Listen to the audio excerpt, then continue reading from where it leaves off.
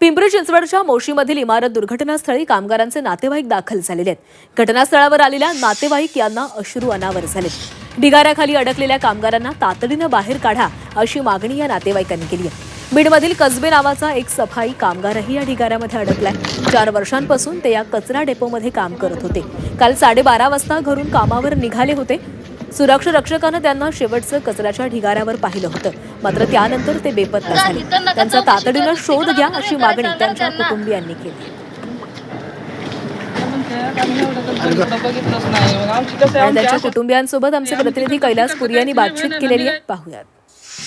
मोशी कचरा डेपो इथल्या इमारत दुर्घटनेमध्ये अडकलेल्या 9 जणांना काढण्याचा शर्थीचा प्रयत्न सुरू आहे। त्यातील 1 जणाचा मृत्यू झालेला आहे। एक मृतदेह जो आहे तो बाहेर काढण्यात आलेला आहे। जसं जसं बचाव कार्याला वेळ लागत आहे तसं तसं जे आतमध्ये अडकलेले नागरिक आहेत त्यांच्या नातेवाईकांच्या मनामध्ये भीती निर्माण होत आहे, चिंता निर्माण होत आहे। माझ्याबरोबर अशाच एक महिला आहेत, त्यांचे वडील जे आहेत ते आतमध्ये अडकलेले आहेत। नेमकी त्यांची भावना काय आहे, त्यांना काय अपेक्षित आहे, त्यांची मागणी काय आहे, त्यांच्याकडून जाणून घेऊया। काय सांगाल? वडील अडकलेले आहेत, जवळपास आता 20 तासाहून अधिक वेळ झाली, चिंता असेल, काय तुमची मागणी आहे? काय एकूण हे मागणी म्हणजे असं काहीच नाहीये। माझे वडील फक्त मला सुखरूप पाहिजे बाहेर, आणि लवकरात लवकर पाहिजेत, बाकी काहीच नाही।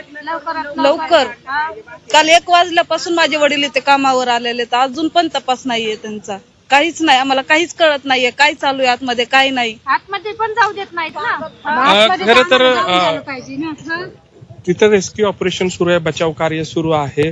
कुठल्या यंत्रणेने किंवा कुणी तुमच्याशी संपर्क साधून काही माहिती देण्याचा प्रयत्न केलाय का? किंवा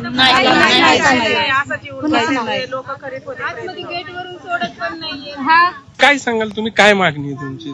मागणी म्हणजे काहीच नाही। माझे वडील फक्त मला सुखरूप पाहिजे आणि लवकरात लवकर पाहिजे।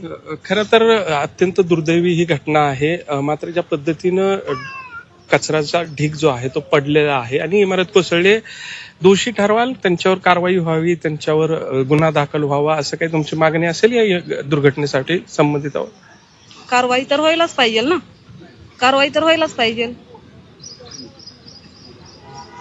एकंदरीतच आपण पाहू शकताय की संतापही आहे आणि त्याच वेळेस भावनिकही जे आहे ते नातेवाईक झालेले आहेत। सुखरूप बाहेर पडावं अशी त्यांची इच्छा आहे। कैलास पुरी, झी मीडिया, पिंपरी चिंचवड।